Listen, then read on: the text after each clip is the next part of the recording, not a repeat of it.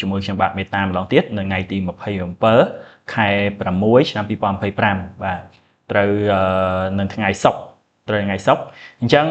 ថ្ងៃនេះទីផ្សារមាសយើងឃើញថាតាំងពីបើកផ្សារមកតំបន់3320ជាងឥឡូវធ្លាក់មកដល់3290ដែលសរុបមកគឺធ្លាក់ជាង30លេខហើយក្នុងមួយ session អាស៊ីនេះបន្តការធ្លាក់កាលពីម្សិលដែលឡើងទៅចោលនៅ resistance តំបន់3345ទៅកាន់3350ដែលជា retracement 50%នៃ swing 1ម៉ោងកាលពីម្សិលណាអញ្ចឹងកាលពីម្សិលនេះគឺ respect ហើយ resistance ហើយក៏បានបន្តធ្លាក់ចុះទៅតាមទំនោរ downtrend ផងដែរបាទអញ្ចឹងមុននឹងយើងចូលទៅដល់កាយវិភាគបច្ចេកទេសខ្ញុំសូមបកទៅមើល fundamental បន្តិចបាទពាក់ព័ន្ធជាមួយនឹងសង្គ្រាមក៏ដូចជាសេដ្ឋកិច្ចផ្សេងៗយើងឃើញថាបច្ចុប្បន្ននេះសង្គ្រាមពាក់ព័ន្ធមួយដែលគេយកចាប់អារម្មណ៍ខ្លាំងជាងគេគឺអ៊ីស្រាអែលជាមួយនឹងអ៊ីរ៉ង់អញ្ចឹងឥឡូវនេះអ៊ីស្រាអែលជាមួយអ៊ីរ៉ង់កាលពីវាយគ្នាមាសឡើងទៅ1ទៅ 2% តែឥឡូវនេះមាសក៏បានធ្លាក់មកវិញហើយដែរបន្ទាប់ពីមានការបត់ជប់បាញ់បាទបត់ជប់បាញ់ហើយចំណែកឯមាសនៅក្នុងតំបន់ដូចជាប្រទេសឥណ្ឌាឬក៏ប្រទេសអារ៉ាប់អីផ្សេងៗគឺមានការធ្លាក់ចុះដោយសារតែគេកាត់ take profit មានថាគេអ្នកដែលបានទិញពីក្រុមហ្នឹងគេចាប់ផ្ដើមលក់យកចំណេញវិញប៉ុន្តែធនាគារសម្រាប់ធនាគារធំៗដូច Goldman Sachs ដូចជាធនាគារអីផ្សេងៗមានថាធនាគារ Bank America ឬក៏ Goldman Sachs គេនៅតែព្យាករណ៍មាសនឹងមានកំណើនកើនឡើងវិញក្នុងរយៈពេល12ខែអាចចន្លោះពី3700ទៅកាន់$4000យ៉ាប់អូខេអញ្ចឹងសម្រាប់ fundamental យើងឃើញថាមាសមិនទាន់មានកត្តាជំរុញឲ្យឡើងទេពិសេសពាក់ព័ន្ធមួយសង្គ្រាមចុងក្រោយនេះគឺមានភាពស្ងប់ស្ងាត់ល្អអូខេ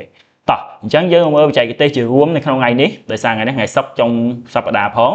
អញ្ចឹងមាសកាលពីម្សិលយើងវិភាគឲ្យចាំទិញនៅតំបន់3300ចន្លោះ3390អញ្ចឹងឥឡូវមាសធ្លាក់មកដល់នឹងល្មមបាទធ្លាក់មកដល់នឹងល្មមអញ្ចឹងឥឡូវនេះមាសមានសញ្ញា reject មួយជើងហើយប៉ុន្តែមើលទៅដូចជាមិនទាន់ reject ពិតប្រាកដទេមាសអាចនឹង fake out មួយជើងទៀត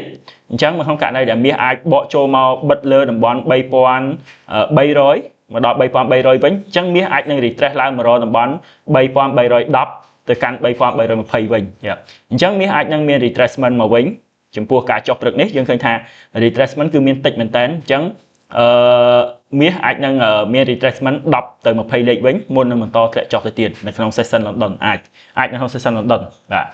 អូខេតោះអញ្ចឹងដោយសារមាសនៅក្នុង downtrend អញ្ចឹងខ្ញុំគិតថាយើងអាចចាំ sell បានណាចាំ sell បានយើងអាចចាំ sell នៅតំបន់ support and resistance កាលពីម្សិលដែលមាស reject ជើងច្រើននេះគឺអាចត្រឹមតំបន់3320យើងអាចចាំ sell បានពីព្រោះវាជា support កាលពីម្សិលអញ្ចឹងថ្ងៃនេះបើវា break pot ទៅហើយវាក៏នឹងដើរតួជា resistance ដែលយើងអាច sell បានអូខេហើយតំបន់ដែលខ្ពស់មួយទៀតគឺតំបន់ដែលផ្សារបានចោលហើយកាលពីម្សិលហ្នឹងគឺតំបន់3350ដែលមាសបានចោលអញ្ចឹងកាលពីម្សិលចោលហើយអញ្ចឹងថ្ងៃនេះបើក្នុងករណីដែល sell នៅតំបន់3320បរាជ័យយើងអាចចាំ sell នៅ3350ម្ដងទៀតណាហើយជាមួយនឹងដាក់ stop loss 5ទៅ10លេខហើយ TP ចន្លោះពី10ទៅ20លេខដូចគ្នាបាទដើម្បីយក revert 1លើ2អញ្ចឹងសម្រាប់ការទិញខ្ញុំគិតថាបើបងប្អូនមិនទាន់ហ៊ានទិញនៅតំបន់3390នេះទេបងប្អូនអាចរងចាំបាទឥឡូវយើងសុំទៅមើល time frame ផ្សេងយើងអាចទៅមើល4ម៉ោងអញ្ចឹង4ម៉ោងយើង